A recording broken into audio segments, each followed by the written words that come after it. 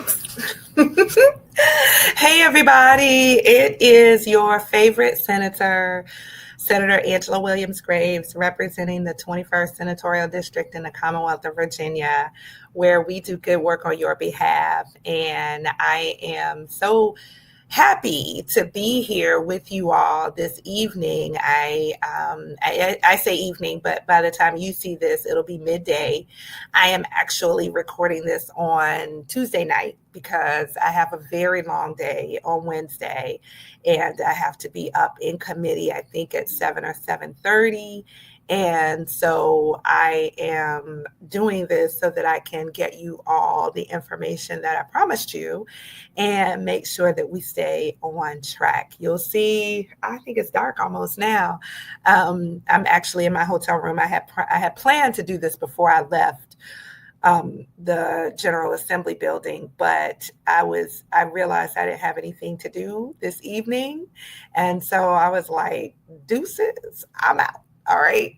And normally there is a Capitol basketball game that was scheduled for this evening, but because of the weather, we had snow here. It was canceled. It's rescheduled. It's usually the House and the Senate will play basketball. And before you ask, no, I'm not playing. Okay. But that game was canceled or is rescheduled because I think it's supposed to be Monday night. And so it left me with nothing to do. And so I am here in my hotel room. I am about to get underneath the covers and watch some television and fall asleep and get some rest, okay? Because the next 10 days or so are going to be brutal, and they're going to be long days. They're going to start very early and they're going to go very late. And so I want to make sure that I am at my best to do good work on your behalf, right? So let me go here because I play producer. All right, so it is What's Up Wednesdays, and I think we have one more left before session is over. Last day of session is next Saturday, and we have one more special edition left before session is over, and then I'll probably do a wrap up at that following week. I usually take that week off, but I'll probably do a wrap up just so you know what we've done, where we are, and what's next. All right. So here's a legislative update. We started with about 20 bills, and 14 of those bills passed the Senate. All right. And I'm very proud of that. So a couple of the bills that I am proud of is Senate Bill 986. Senate Bill 986 is a bill that protects referees. We have a lot of Little League games and whatnot in the community, and referees are being assaulted at an all-time high. And so we put them in the protected class with teachers and with healthcare workers. And there is a battery statute that allows us to convict folks in a class 1 misdemeanor, but also that bars them from the individual who is the assaultee, who's doing the assaulting, is barred from the game for at a minimum of 6 months, but it gives the discretion to the judge to be able to make it longer if they see fit, because the goal is to incent good behavior. And so these referees don't make a lot of money. A lot of times they volunteer. And just because you want your son to be the next, I don't know what, or your daughter to be the next whoever or whatever, doesn't give you the right to assault a referee just because you don't like the call that they made. And so that one passed out of the Senate, and it just passed out of House committee this morning, if I'm not mistaken. It was either today or yesterday. Then we passed Senate Bill 991. That is a bill that extends the voter registration, the in-person voter registration, and it aligns it with the last day to request an absentee ballot, which is 10 days before Election Day.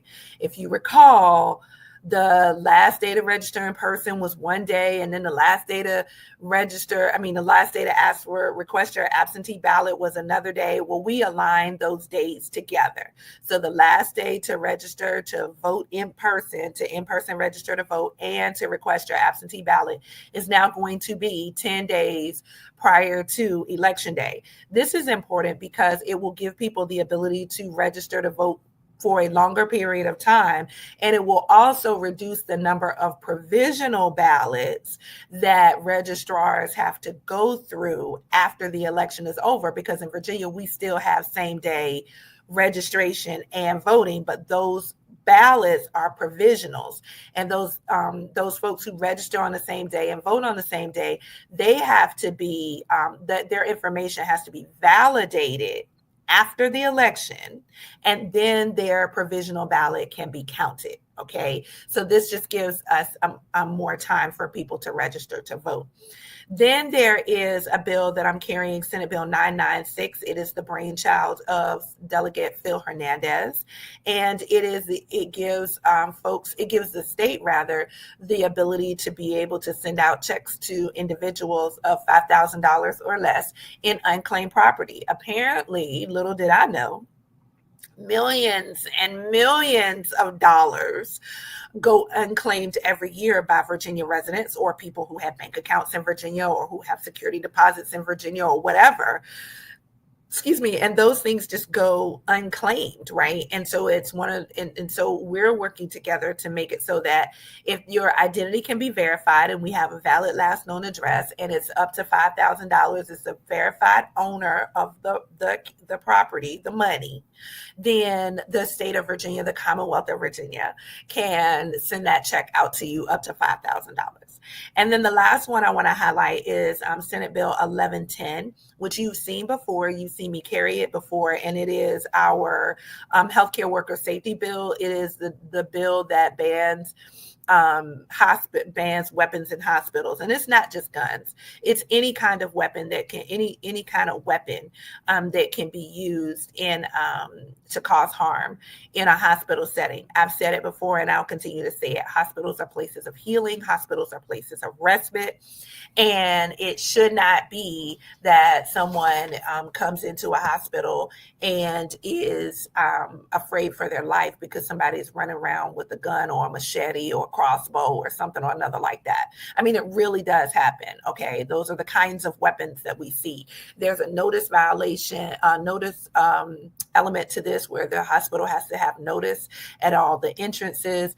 And so hopefully the governor will sign this bill this year. He vetoed my bill, and Phil Hernandez carried it on the House side. He vetoed my bill last year. And so hopefully this year he will see the light. All right, so here's where we are. We're at crossover. So 14 bills passed out of the House. 14 bills of mine passed out of the Senate. They're now at the House. So to put that into some context for you, there were 758 bills introduced in the Senate. Okay, our Senate, 40 senators introduced 758 bills. And then in the House, 100 House of Delegates members introduced 1,236 bills. All right, that's a whole lot of work. But some bills died. All right, a lot of bills died. There were a lot of bad bills that the other party,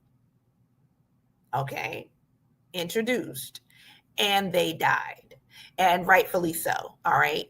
And so at crossover, when all of the bills have gone through the Senate that were introduced and all of the bills that have gone through the House that were introduced, out of the 758 bills that were introduced in the Senate, 446 of them passed.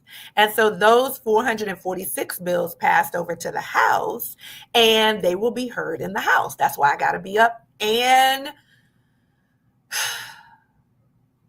present at 7:00 in the morning. Not just up, right? But up, dressed, looking good, and making sure that I'm doing the work of the people at 7:00, 7:30 in the morning, because I now have to present all of my bills in House subcommittees so that they can vet them and vote on them. And then in the House, of their 1,236 bills, 624 of them passed out of the House and are coming to the Senate. So, in addition to sitting in my committees and vetting House bills that are coming over, I also have to go to House committees and present my bills and defend them as to why House of Delegates members should vote for them. And it's not just a gimme, y'all, that just because it passed the Senate, is it going to pass the House? And just because it passed the House, is it going to pass the Senate?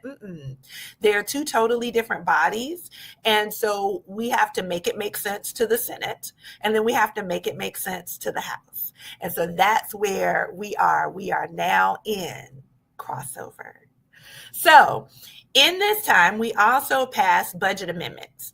And you'll hear people talk about the budget. Well, we passed a budget last year. Last year was an even year. It was 2024. It was a budget year. However, we do a reconciliation of sorts in that we look at what our revenues are, what our projected spending will be, and we say, oh, wow, okay, we have a surplus, or, oh, wow, we have a deficit. Well, we haven't had a deficit in a very long time. And so we have a surplus.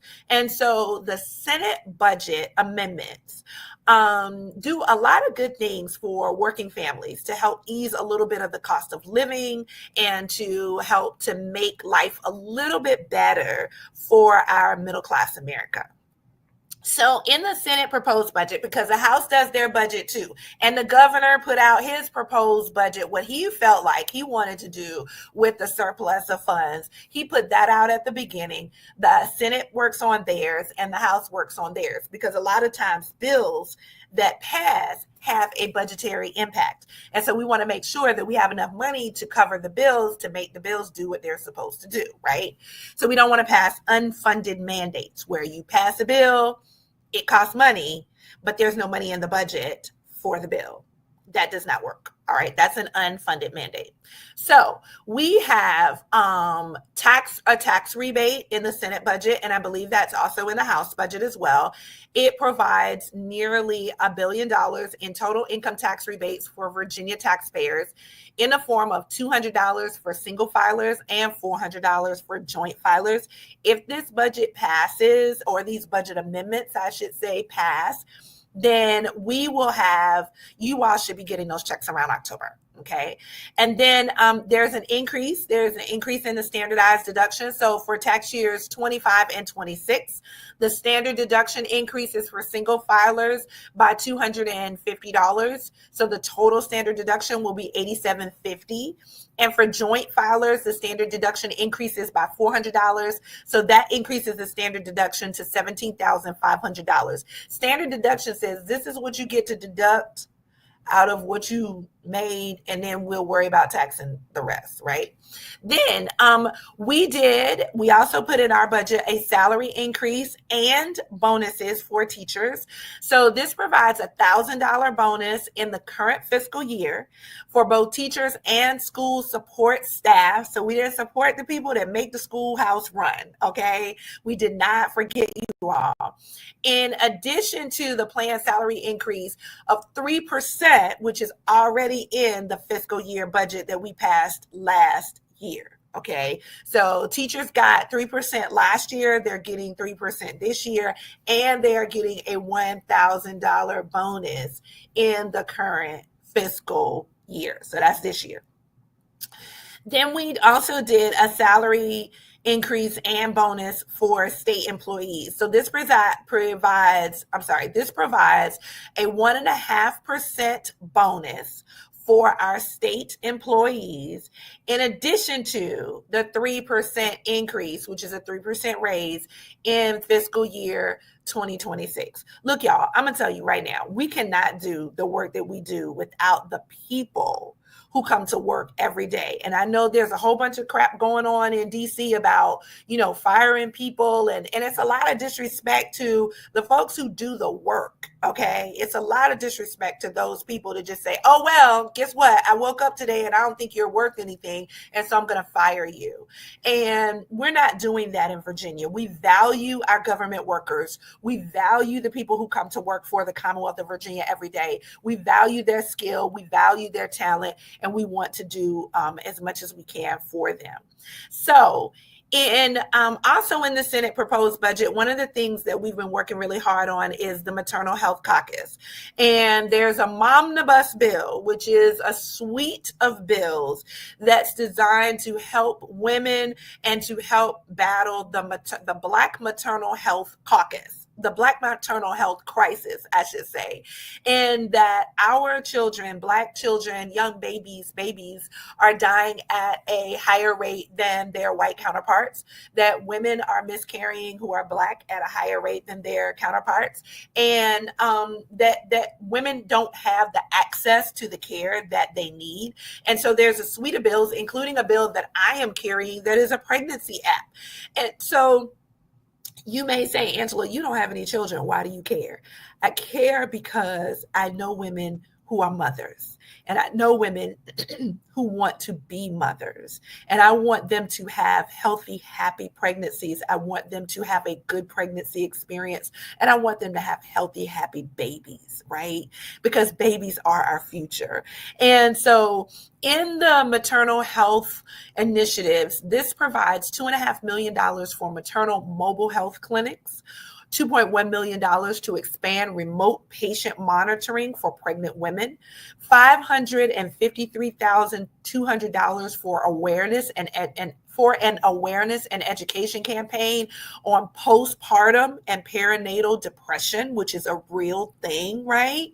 Another $322 for midwife parity in Medicaid reimbursement, $159,600 to promote the awareness of state government and infant health programs and information, as well as $150,000 to staff the new Legislative Commission on Women's Health. I think that is pretty cool, right? We are going to take care of women from preconception all the way through conception and through postpartum. I think that's pretty cool. All right. So now, what else is in the budget? What other amendments do we have? We are bolstering our workforce development. We have proposed $15 million in the general fund to support training for industry-based credentials in high-demand occupations through the New Economy Workforce Credential Grant Program. And there's more. There is tuition assistance.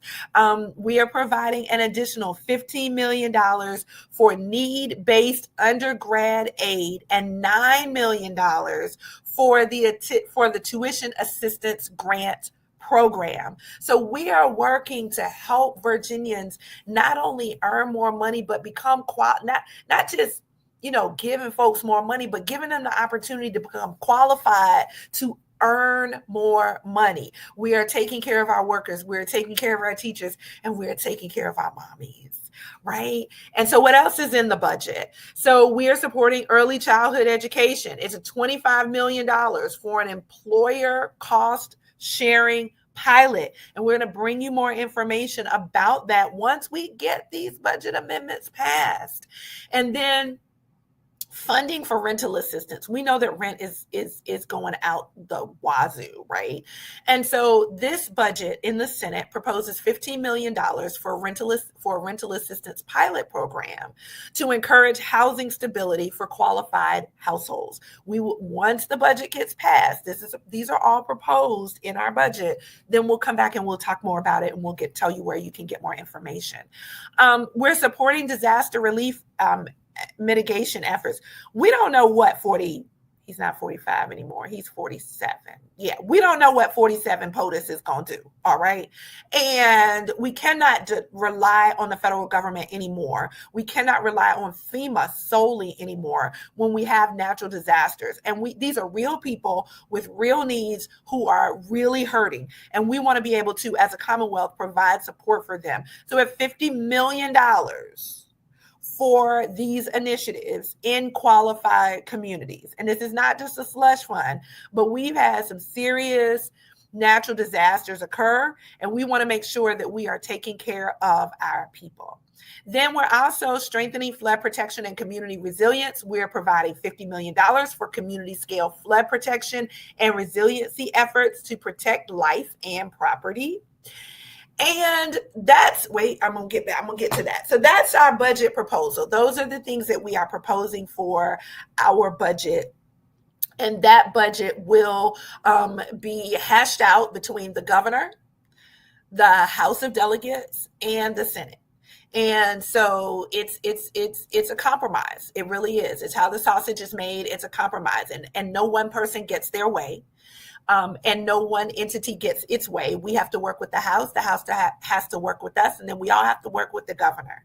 Considering the fact that we have the majority Democrats in the House and in the Senate, I would say that the governor has to work with us.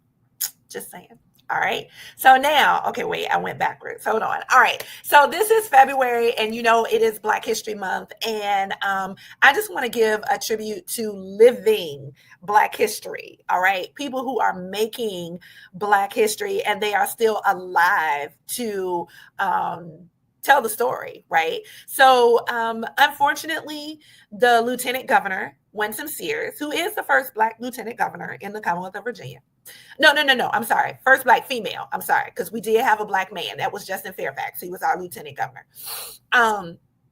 We did have her, but she got ill. It was a couple of days that she was out. And I'm going to tell y'all what. Okay, so Senator Lucas had no notice that Lieutenant Governor, I call her LG. LG was sick. All right. She came in, LG gavelled in. She wasn't feeling well. We went at ease, and she left. She left because she just wasn't feeling well. She couldn't do it.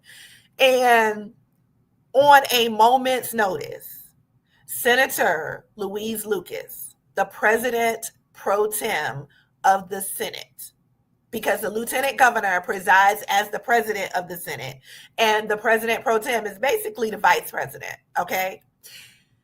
With no notice. And as she will tell you, we had barbecue that day. She didn't even get to eat her barbecue before they told her, hey, guess what? Lieutenant LG is not feeling well. She's got to leave. And we need you to handle your business, handle our business, handle the business of the Commonwealth. And we need you to step in and step up from President Pro Tem to President of the Senate.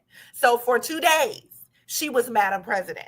But for that one day, with no notice, she did the doggone thing, y'all. I'm going to tell you, she ran that Senate meeting like she had been doing it all the time. She didn't stutter. She didn't twitch. She didn't humana. I don't know what I'm supposed to do. She didn't do any of that. All right. She ran the doggone thing. And I just want to give props to Senator L. Louise Lucas for being an example. As the young people say, when you stay ready, you don't have to get ready. Well, she stays ready, and she proved it on that day. So kudos to our President Pro Tem, Eloise Lucas. And then we had the Speaker's Ball. Oh my God. We had as the folks would say, a time was had. Okay. Don took us out. Speaker Scott took us out to what I thought was a plantation. Okay, for real. We was out in the boonies, y'all. I mean, for real. Nope, not going out there by myself at night. But we went, and we had a ball. It was an amazing venue.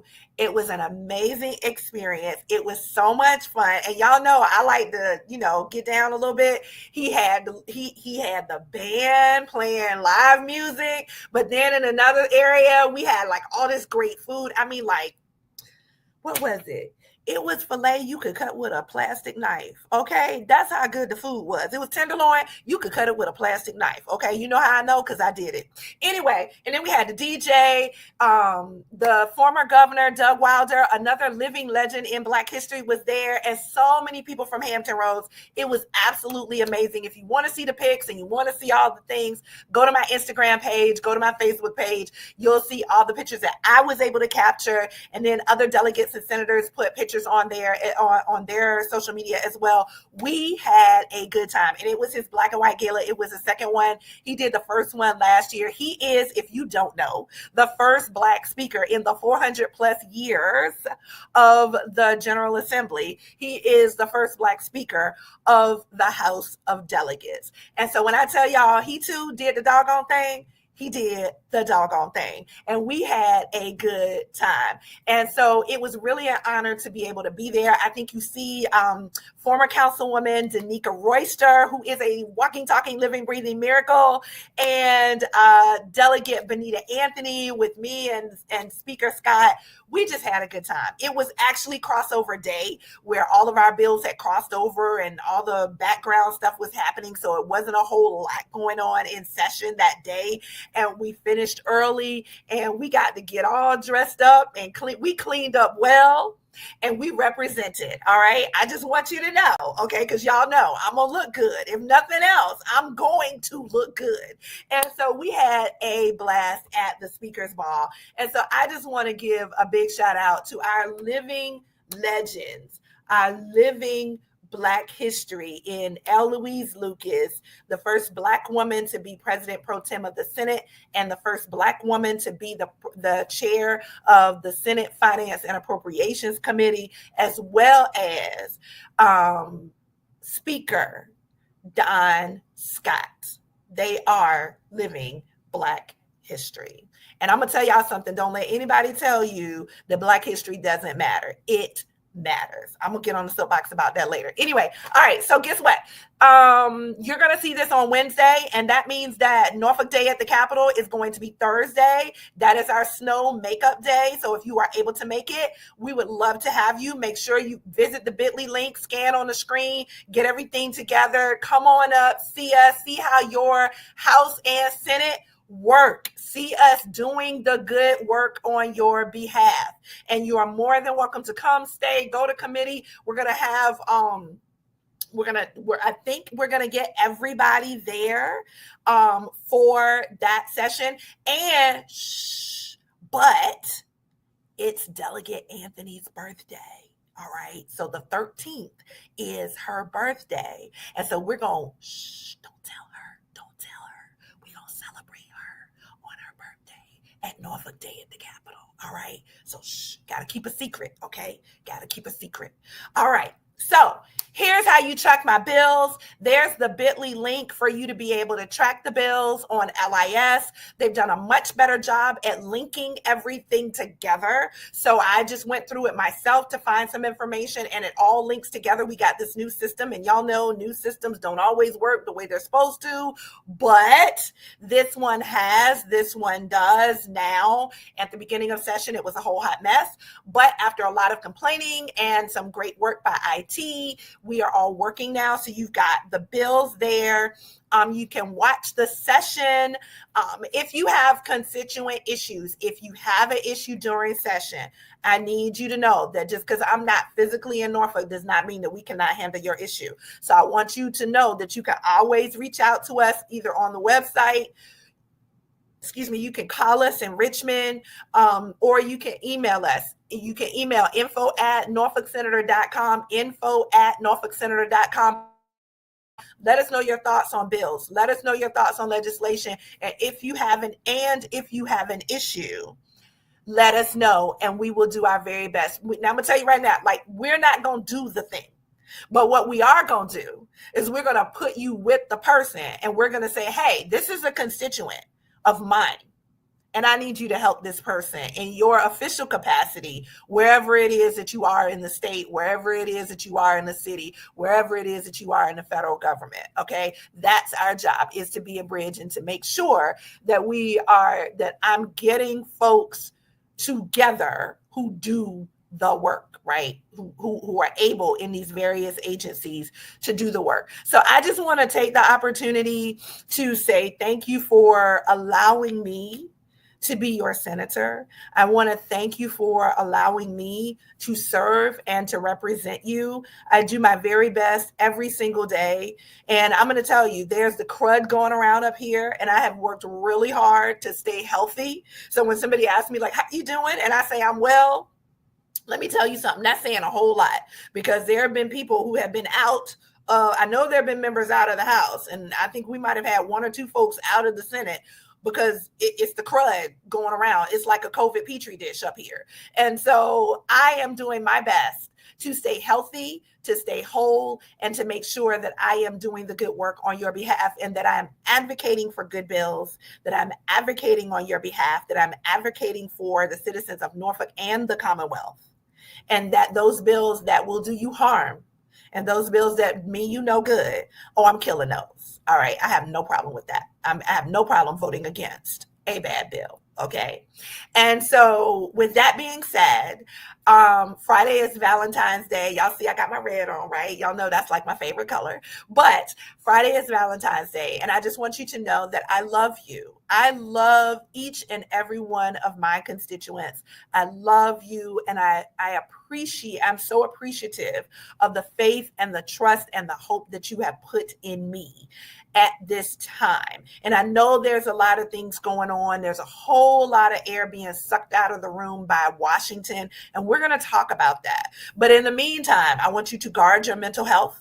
I want you to take in information from trusted sources and in small doses, and do whatever. Find something that makes you happy and do it. All right. Find something that makes you happy and do that thing. All right. That brings you joy, that brings you happiness, that you can just disconnect from everything and everyone and do the doggone thing. All right. So I'm Senator Angela Williams Graves. Happy Valentine's Day. I love you. And I want you to remember, no matter what happens, no matter who says what, I love you. And you are a walking, talking, living, breathing miracle. Until we meet again, like next week. Peace out.